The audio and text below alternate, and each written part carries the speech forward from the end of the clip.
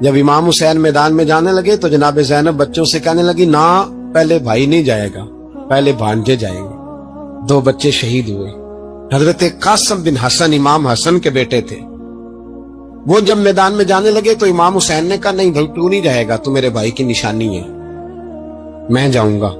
تو حضرت قاسم بن حسن نے ایک تعویذ کھول کے دیا کہ ابا جی میرے والد نے کہا تھا جب بڑی مشکل آ جائے تو تعویذ کھول کے دیکھنا، تو آج بڑی مشکل آئی ہے تو میں نے تعویذ کھولا ہے، تو یہ دیکھیں کیا لکھا ہے، یہ تو رکا ہے، تعویذ ہے ہی نہیں۔ جب کھول کے دیکھا اس پہ لکھا تھا قاسم اگر حسین پہ کوئی کڑا وقت آ جائے تو بیٹا کے آگے آگے رہنا، اگر کڑا وقت میرے بھائی پہ کبھی آ جائے نا دیکھنا اس کے آگے آگے چلنا، اسے حسن کی کمی نہ محسوس ہو، پائیاں جیا ساک نہیں کوئی جے وچ خار نہ ہوئے۔ سیدنا امام حسین پہلی دفعہ کربلا میں اس وقت روئے جب یہ رکا، آپ نے دیکھا تو فرمایا ٹھیک ہے اگر حسن کی یہ وصیت ہے تو میں نے زندگی میں اگر ان کی ہر بات مانی ہے اب بھی مانوں گا، تمہیں اجازت ہے۔ جناب قاسم بن حسن 16 سال کا جوان جب میدان میں نکلے تو ہائے ہائے پتہ نہیں کہاں سے آ گئی ہے۔ امام قاسم بن حسن جب میدان میں نکلے تو تبری سے لے کر علامہ ابو الاسناد صاحب سب کو پڑھ کے تو دیکھو، 3 دن کی پیاس ہے، شدید آزمائش ہے، دکھ ہیں، تکلیفیں ہیں، پھر بھی پہلی دفعہ جب میدان میں گئے ہیں واپس آئے ہیں 19 لوگوں کو قتل کر کے واپس آئے ہیں، 19 لوگوں کو ایک بار میں حضرت ایسے ہی تماشا بنا دیا ہے۔ مظلوم تھے وہ تو رو رہے تھے، ہر مقرر یہ کہہ رہا ہے کہ وہ تو بار بار کہ ابا پانی مل جائے، پانی آ جائے، ترس گئے۔ خدا کا خوف کرو، یہ دلیر لوگ تھے، ان کی باتیں آج بھی پڑھ کے دلیری پیدا ہوتی ہے، دلیری پیدا ہوتی ہے، دلیری۔ سناؤ قصہ خیبر کو تمامی اپنے بچوں کو، علی کی داستان سن کے دلوں سے ڈر نکلتا ہے، علی کی داستان سن کے دلوں سے یہ جو بچے ڈر رہے ہیں نا وہ چمگادڑ آ گئی، کاکروچ آ گیا، یہ خوف نکل جائے گا اگر حضرت قاسم بن حسن کی بات سنیں۔ درجنوں لوگ آپ نے قتل کیے۔ ایک دفعہ آئے کہا چاچا یزید کا لشکر تو بڑا ہی بزدل ہے، اگر چند قطرے پانی میرے حلق سے گزرے تو میں سارے کاٹ کے لے آؤں گا آپ کے پاس، چند قطرے۔ لیکن تھوڑی دیر گزری، عمر بن سعد کہنے لگا اکیلے اکیلے جاؤ گے تو علی کا پوتا ہے، یہ سب کو مار دے گا، اکٹھے جاؤ۔ چاروں جانب سے تیر برسے، ایک تیر لگا آ کے گردن کے پیچھے، بس جناب سیدنا قاسم بن حسن گھوڑے سے نیچے گرے۔ تو جناب زینب حوصلہ کر کے آنسو سمیٹ کے کہنے لگی میں دیکھ رہی ہوں پردے کے پیچھے سے حسین میرے بھائی کا بیٹا گر گیا ہے، جا اسے اٹھا کے لا۔ حضرت امام حسین ان کو اٹھا کے لائے تو امام حسین نے سینے سے لگایا ہوا تھا تو ان کے پیر، ان کا قد لگتا تھا امام حسین سے زیادہ ہے، اٹھا کے لایا، لٹا دیا گیا۔ امام حسین کے اپنے بڑے بیٹے میدان میں نکلنے کو، علی اکبر نام ہے، جب جن لوگوں نے حضور کو نہیں دیکھا تھا وہ جب کہتے نا ہم نے نبی پاک کا دیدار نہیں کیا تو بتاؤ کس طرح کے تھے، تو بتایا جاتا تھا کہ جناب علی اکبر کا دیدار کرو، ہم شبیہ مصطفیٰ۔ اور جب وہ گلیوں میں نکلتے تھے تو عورتیں چھتوں پہ چڑھ جاتی تھی۔ جناب علی اکبر رضی اللہ تعالیٰ عنہ تلوار لے کے میدان میں نکلے، جوان بیٹے دینے بڑے مشکل۔ او یارو رٹا کیا ہے یہ تو بتاؤ، کہ ظالم آدمی حکمران ہے یار، یہ رٹا ہے، ایک ظالم کا رستہ روکنا ہے، اس رٹے کے لیے ہم شبیہ مصطفیٰ جناب سیدنا امام علی اکبر میدان میں نکلے، بڑے لوگ مارے، بڑے، پھر ایک تیر ان کے بھی گلے میں لگا، اور جب وہ گرے نا زمین پہ تو حضرت امام حسین دوڑ کے آئے، دوڑ کے، اور جب تشریف لائے تو ان کے گلے سے تیر کھینچا تو ایک جملہ لکھا ہے صاحب تبری نے، اس نے حد کر دی، کہنے لگے تیر کھینچا تو امام حسین کی آنکھوں میں آنسو آئے، کہنے لگے کاش جناب ابراہیم آج میرے سامنے ہوتے تو میں انہیں کہتا کہ آپ نے تو بیٹا ذبح کرتے وقت آنکھوں پہ پٹی باندھی تھی، دیکھو میں کھلی آنکھوں سے بچے ذبح کر رہا ہوں، کھلی آنکھوں، کاش جناب ابراہیم خلیل ہوتے تو انہیں کہتا۔ جناب علی اکبر بھی شہید ہوئے، حضرت علی اصغر کو تو اچانک اٹھایا تھا امام حسین بچہ، وہ بھی شہید ہوا، خون اچھالا آسمان کی طرف تو کہا مولا دیکھ لے، میں نے 6 مہینے والا بھی نہیں بچایا، وہ بھی دے دیا ہے۔ پھر حضرت عباس کو بیٹیوں نے کہا کہ اب نہ، کچھ کہتے ہیں پہلے شہید ہوئے، کچھ نے لکھا بعد میں، اب ہم سے پانی کہ بغیر نہیں رہا جاتا، تو جناب عباس پانی کا مشکیزہ لے کے نکلے باہر، نکلے، ایک ہاتھ کٹا، دوسرے پہ مشکیزہ، وہ بھی کٹا۔ دیکھ لو میں پس منظر پہ ہوں ابھی تک، میں بتا رہا ہوں کہ جہاد کس کے خلاف تھا؟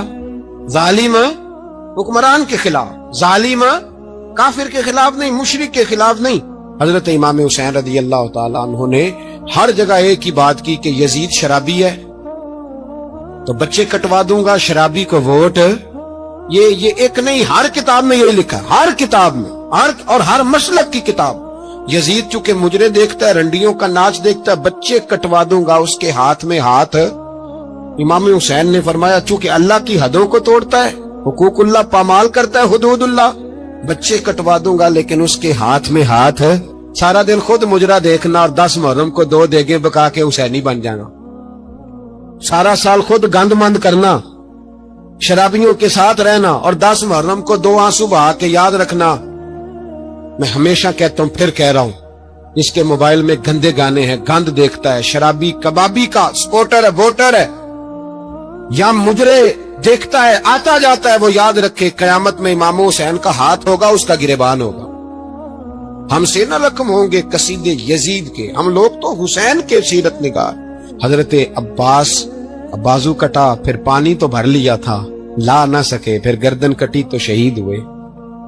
بچوں کی بھی شہادت ہوئی، پر جب ان کا لاشا اٹھایا تو امام حسین کہنے لگے مولا اب نہ حسین کی کمر کمزور ہو گئی ہے، اب کمزور ہو، اور بھائی ایک میت ہو جائے تو 4-5 دن تو پوری آنکھیں نہیں کھلتی، کیسا جری خاندان ہے۔ تھوڑی دیر گزری تو امام علی مقام نے پٹکا باندھا، سر پہ دستار باندھی، مولا علی کی تلوار پکڑی، نبی پاک کا امامہ باندھا، اور گھوڑے پہ سوار ہوئے تو کہنے لگے زینب گھر تیرے حوالے اور میں اللہ کے حوالے، گھر تیرے حوالے اور میں۔ اور پھر امام حسین نکلے، امام علی مقام نکلے۔ راوی کہتے ہیں کہ یہ جلوہ پہلے بھی بڑے سونے تھے، پر آج جو رنگ دیکھا وہ کبھی نہیں دیکھا۔ کیا انداز تھا، جدھر جاتے نعرہ لگاتے تو حد ہو جاتے۔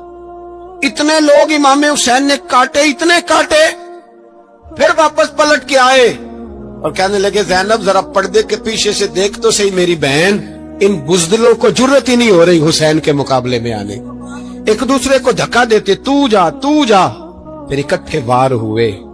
یہ کون ہے کٹا ہوا، لباس ہے پھٹا ہوا، یہ دل یقین حسین ہے، نبی کا نور عین ہے۔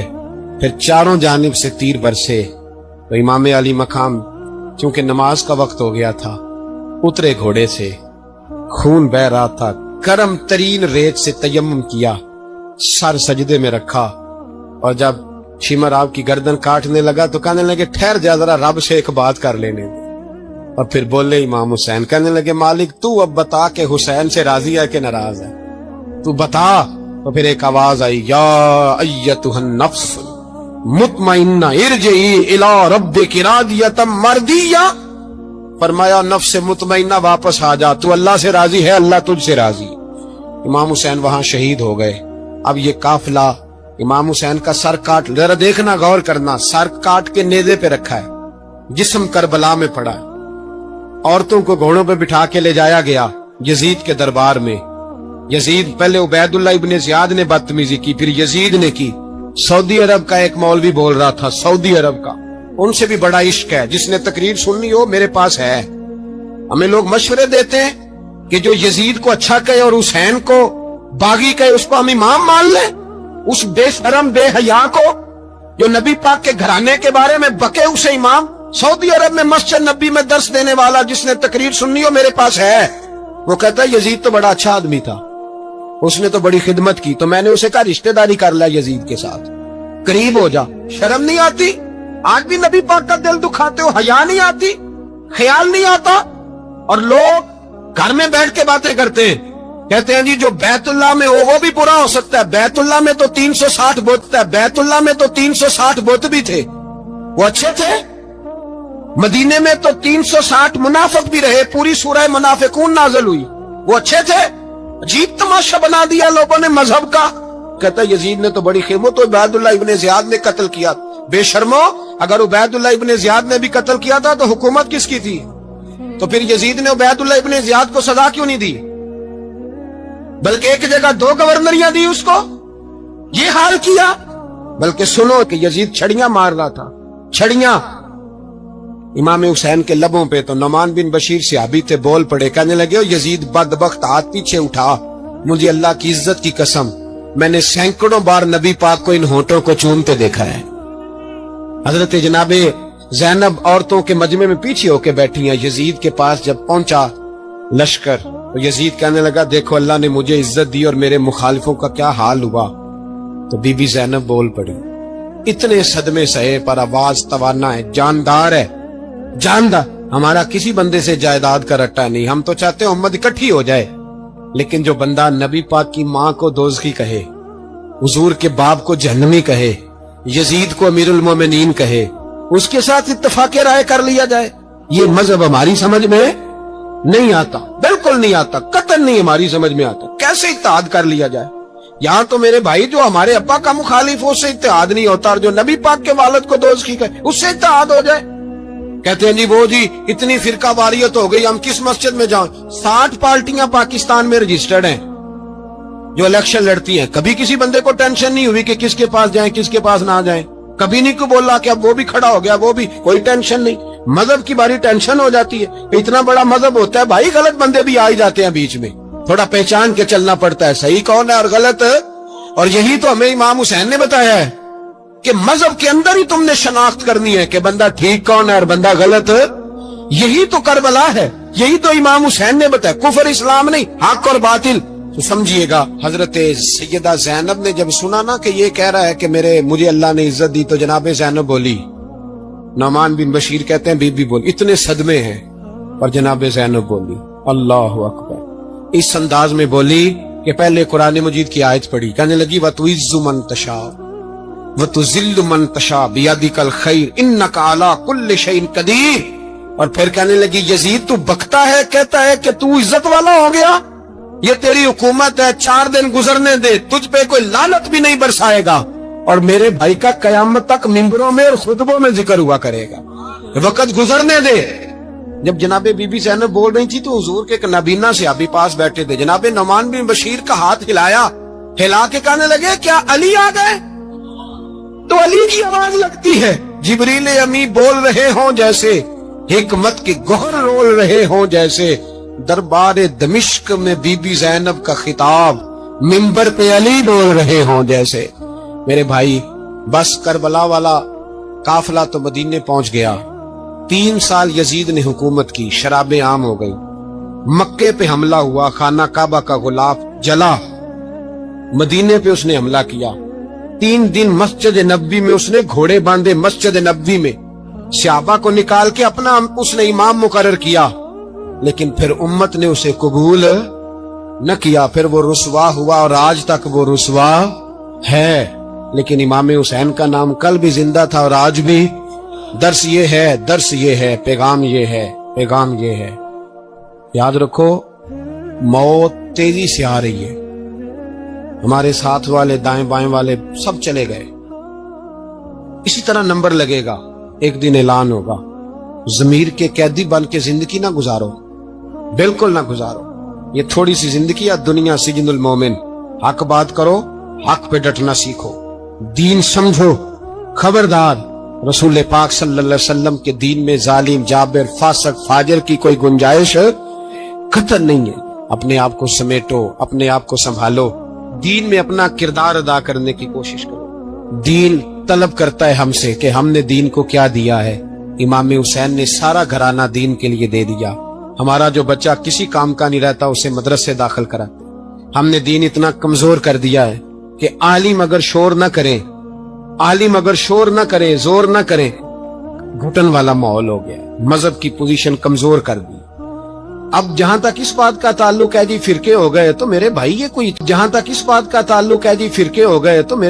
کوئی اتنی خطرناک بات، یہ کوئی اتنا مشکل معاملہ نہیں ہے، یہ تو امام حسین نے بتا دیا تھا کہ یزید کے طور پر ایک غلط فرقہ کھڑا ہو گیا ہے، لہذا اس کا مقابلہ کرنا ہے، اس میں کوئی بری بات ہے، لیکن ایک سبق ہے بزرگوں کا کہ اگر سچی بات بھی نہیں کرنی تو پھر اس منبر کا حق ادا نہیں ہوتا۔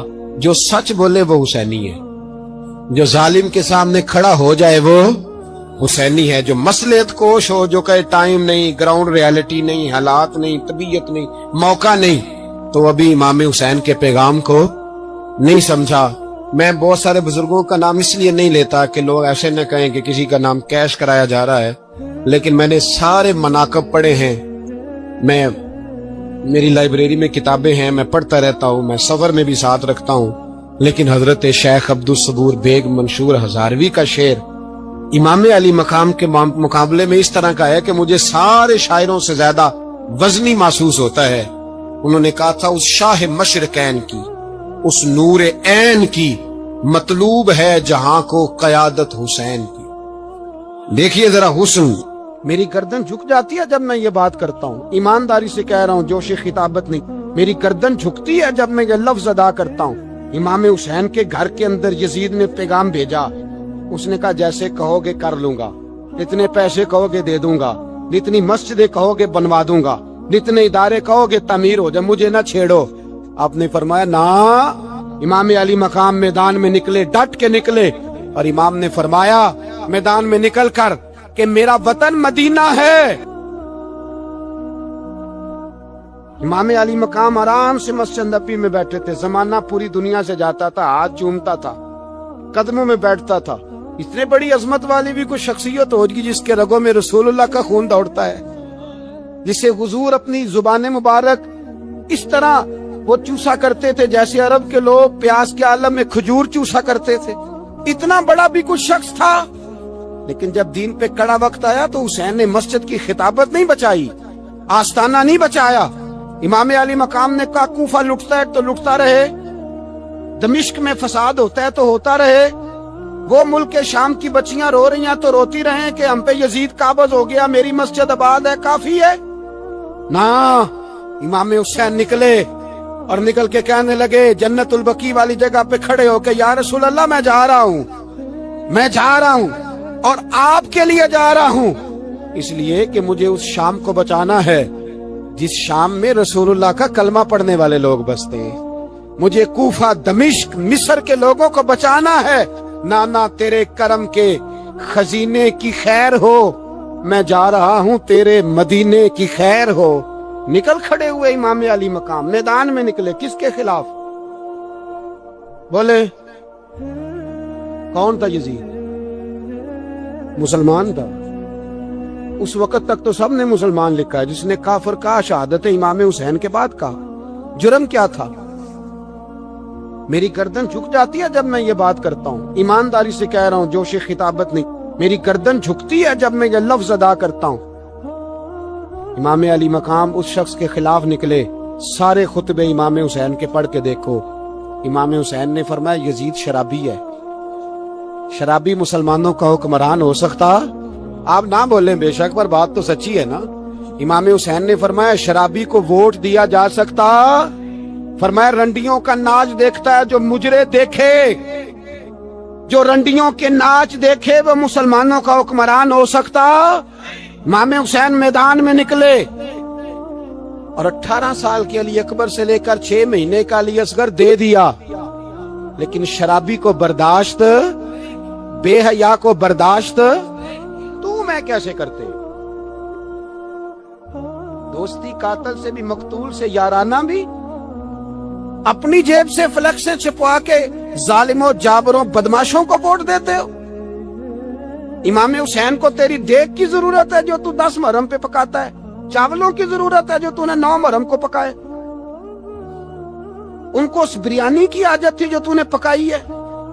میرے گھر میں فلاں MNA MPA صاحب آ گئے تھے، امام حسین کے گھر کے اندر یزید نے پیغام بھیجا، اس نے کہا جیسے کہو گے کر لوں گا، جتنے پیسے کہو گے دے دوں گا، جتنی مسجدیں کہو گے بنوا دوں گا، جتنے ادارے کہو گے تعمیر ہو جائے، مجھے نہ چھیڑو۔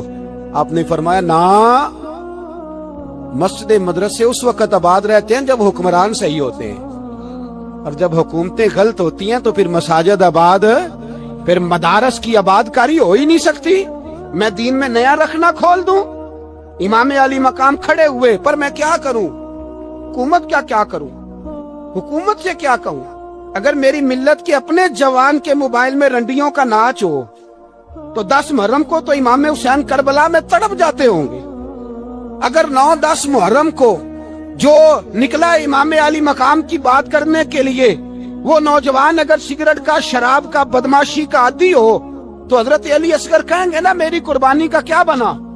वो तो निकले थे उरियानी और फाशी के खिलाफ, और अगर मिल्लत का जवान रोज चौक में खड़े होकर लड़कियों को ताड़ता हो, तो हजरत अली अकबर तो अपनी कब्र में रोते होंगे कि ये इस कौम के लिए जान दे दी जो आज यजीदी तरीकों पे अमल कर रही है, जो सारी रात गंद देख के सोती है, जो सारी रात बेहयाई, फाशी और उरियानी में लगी रहती है। इन लोगों के लिए जान दे दी। इतना जुल्म उन शहीदों के साथ, और 10 मुहर्रम को देग पका के कहता है मैं इमाम हुसैन का मानने वाला हूँ, मैं इमाम अली मकाम से प्यार करने वाला हूँ। ना भाई ना, दो रंगी छोड़ के यक रंग हो जा, सरासर मोम हो जा या संग हो जा। उम्मत मुस्लिमा को बेदार होना पड़ेगा। इमाम अली मकाम मैदान में निकले, डट के निकले, और इमाम ने फरमाया मैदान में निकल कर कि मेरा वतन मदीना है, मेरा वतन मदीना है, पर मदीना बाद में, रसूलुल्लाह का दीन पहले। तू पाकिस्तान की बात करता है। इमाम अली मकाम ने फरमाया मदीने की शरीयत बाद में, रसूलुल्लाह का दीन पहले, और तेरे तो बच्चे आम से हैं। इमाम हुसैन ने फरमाया मेरी गोद में जो बच्चे हैं वो रसूलुल्लाह के नवासे हैं, पर बच्चे बाद में, नबी पाक का दीन पहले। आपने फरमाया तेरी बेटी बड़ी बावकार होगी, उसकी बड़ी इज्जत है।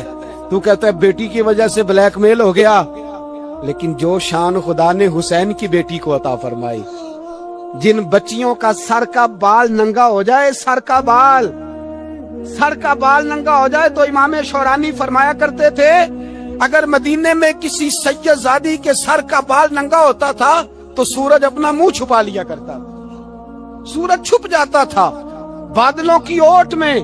और मदीने वाले समझ लेते थे कि घर में काम करते करते किसी सैयदजादी के सर का कोई बाल नंगा हो गया। उन शहजादियों का इतना वकार। और इमाम अली मकाम ने फरमाया बेटियों की फिक्र बाद में, रसूलुल्लाह का दीन पहले, पहले रसूलुल्लाह का दीन। कौम मजहब से है, मजहब जो नहीं तुम भी नहीं। याद रख मेरे भाई, इमाम अली मकाम रज़ी अल्लाह तआला अन्हु ने मैदान में निकलकर पहले मजहब की बात की। और आज दीन नबी दा वांग यतीमा रोवे ते कुरलावे ते आखे मैं किथों लब्बा उमर बहादुर, मैं किथों लब्बा उमर बहादुर जेड़ा मैनू सीने लावे। मासूम बच्चे, मासूम। आज तक किधर है तुम्हारा क़वामे मुतीता? बुलाओ ना इसे। भीख मांगते फिरते हो, काफिरों से भीख मांगते हो। बच्चा शाम को घर ना आए तो माँ दरवाजे पे नजर लगा कहती बेटे टाइम पे आ जाया कर, मुझे नींद नहीं आती। वक्त पे। बर्मा की उस माँ से भी जाके पूछो जिसका बच्चा पलट के आए कोई नहीं, आया ही नहीं, उससे भी पूछो। बच्चे ने आधी रात को रोटी मांग ली तो फालज ज़्यादा माँ, उसको फालज था, वो रेंगती हुई उठी और उसने अपने लाल को रोटी पका के दी। बाप कहता रहा चल छोड़, सो जा बेटे तेरी अम्मा। उसने कहा नहीं मुझे नींद नहीं आती, बेटा भूखा है। उस माँ से भी कभी पूछ, उस माँ से जो बांग्लादेश के खेमे में बैठी है। तो BBC लंदन का रिपोर्टर कहता है कि तेरी ख्वाहिश क्या है? कहती कोई भी नहीं, चलो 2 दिन के बाद ही सही मेरे बेटे को एक रोटी दे जाया करो। ये रोटी मांगता है मुझसे, मैं किधर से लाऊं? ये लवारस कौम है, मैं हुक्मरान से जाके बात करूं? जब मेरा अपना नमाजी मुसलमान कहता है पहले पाकिस्तान के बच्चे तो पाल लो। मेरे भाई तुझे खबर ही नहीं, ये तो जाना तो कभी गुंबद खजरा पे, तो मेरे मुस्तफा ने फरमाया मन अज़ा मुस्लिम ही नहीं। ये तो जाना तो कभी गुंबद खजरा पे, तो मेरे मुस्तफा ने फरमाया मन अज़ा मुस्लिम फकत अज़ानी। फरमाया जब मेरा मुसलमान तकलीफ में होता है तो मैं गुंबद में तकलीफ में होता हूँ, मुझे दर्द होता है, मुझे अजियत होती है। पूछ जाके महबूबे पाक से, मेरे अजीज किसी को गम ही नहीं इन लोगों का, किसी को परवाह ही नहीं, कुछ सोचता ही नहीं इनके बारे में। मैं अपने घर में मस्त हूँ, आप अपने घर में मस्त हैं। मेरे रसूलुल्लाह की उम्मत लुट गई सारी, जगह जगह तबाही, एक इंच धरती पर जमीन ऐसी नहीं जो काफिर की ओर खून बहता हो। एक रेमंड डेविस अमरीकी कुत्ता यहाँ बंद था मुसलमानों के कत्ल में। उन्हें अपनी कौम की इतनी फिक्र थी, वो रातों रात छुड़ा के ले गए। लेकिन मेरी और तेरी बहन आफिया सिद्दीकिया सालों से बंद है। तड़प के पूछा है मुसलमानों ने कि उसकी गलती तो बताओ, उसका कसूर नहीं, पर वो बंद है। कोई नहीं बात करने वाला, कोई नहीं। मस्जिद जाने, जुमा तो पढ़ाना है, उसमें गर्ज नहीं। दर्द है कि नहीं, क्या उसमें तो इतना पता है कि घंटे तकरीर है करनी है। पीर साहब सुबह से शाम तक तावीज लिखते, सियासतदान सुबह से शाम तक जनाजा भी तब पड़ता है कि मुझे वोट मिलेंगे। ताजर कहता है बस दुकान चलनी चाहिए, मर जाए मेरी तरफ से सारी दुनिया। बस करो, इस खौल से बाहर निकलो। ए नौजवान मुस्लिम, कभी ये तदब्बर भी किया तूने, वो कौन सा गर्दू है जिसका है तू एक टूटा हुआ तारा। तूने सोचा ही नहीं कभी, तुझे कभी खबर ही नहीं हुई कि ये किस कदर बड़ा काम था। मेरे रसूल पाक सल्लल्लाहु अलैहि वसल्लम के गुलामों, जागो। जाऊं हजरत साद बिन नबी वकास के पास, कादसिया की जंग हो रही थी, काफिर बुला रहा था, आओ अगर कोई है तो आओ, आओ मुकाबले में। हजरत साद बिन नबी वकास ने घोड़े दौड़ा दिए। दश्त तो दश्त हैं, सहरा भी न छोड़े हमने, बहरे जुल्मात में दौड़ा दिए घोड़े हमने। हजरत साद बिन नबी वकास ने घोड़े दौड़ाए, आगे दरिया आ गया, कोई पुल नहीं, कोई शय नहीं। इस्लाम की इज्जत का सवाल है।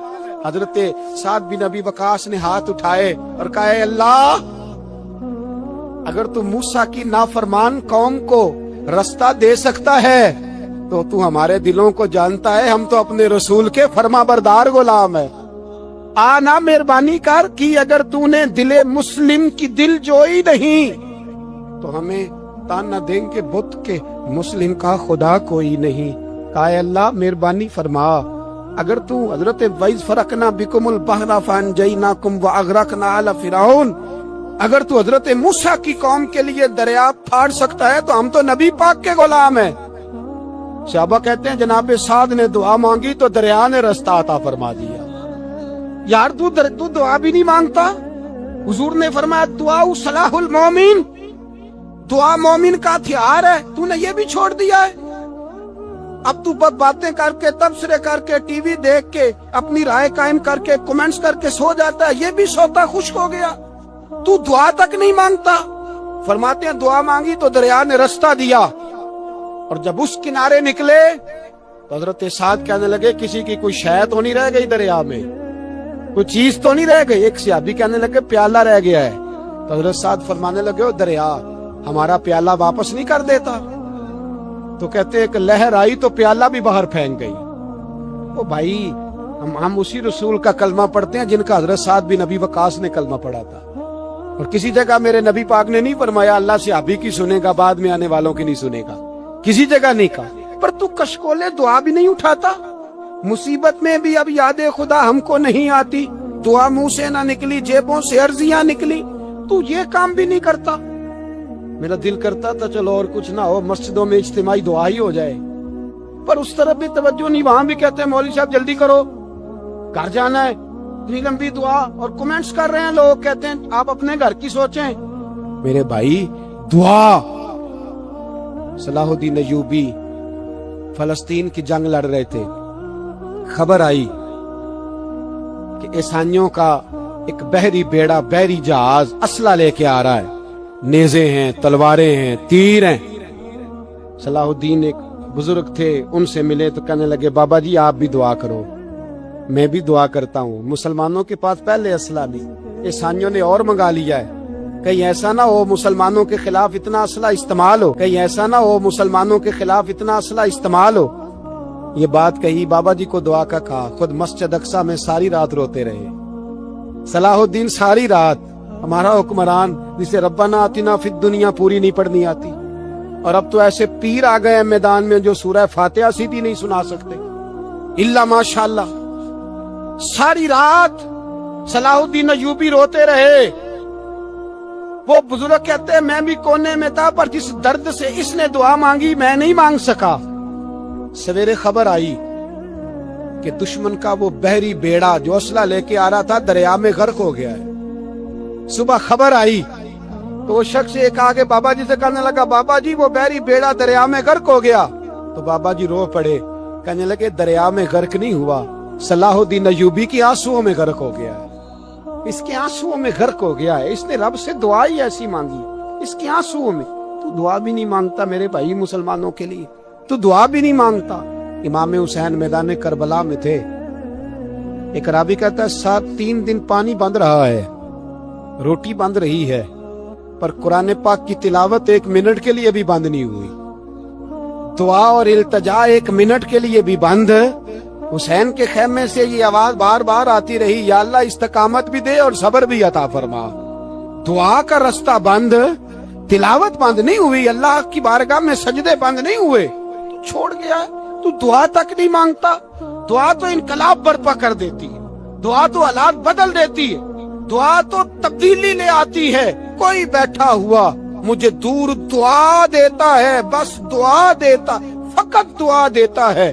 کوئی بیٹھا ہوا مجھے دور دعا دیتا ہے, میں ڈوبتا ہوں پر سمندر اچھال دیتا ہے. وہ بھائی تو دعا بھی چھوڑ گیا. پہلی بات آپ کی خدمت میں یہ ہے کہ جاگیں, مسلمان بنے. دوسرا کچھ نہیں کر سکتے تو دعا تو کر سکتے ہیں نا, دعا کا رستہ اپنائیں.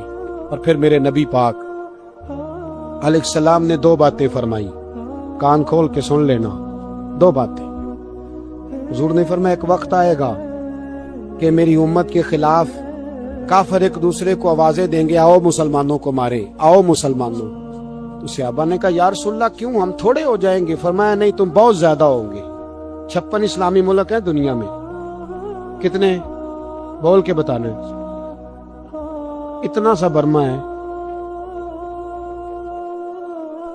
کسی غیر مسلم کا کتا مر جائے تو یہ چیخ پڑتے ہیں, اور یہاں کہتی ہے اقوام متحدہ کہ جی وہ ہمیں داخل نہیں ہونے دے رہے. تو بند کرو پھر سلامتی کونسل, تحلیل کر دو, اقوام متحدہ ختم کرو. اگر تمہاری کو سنتا نہیں تو بنائی کیا ہے, صرف مسلمانوں کو پریشرائز کرنے کے لیے. اور ہمارے مسلمان بھیک مانگتے پھرتے ہیں, کہتا ہے کہا ہے ہم نے اقوام متحدہ سے, اب تم اپنے لیے کافر سے بھیک مانگو گے.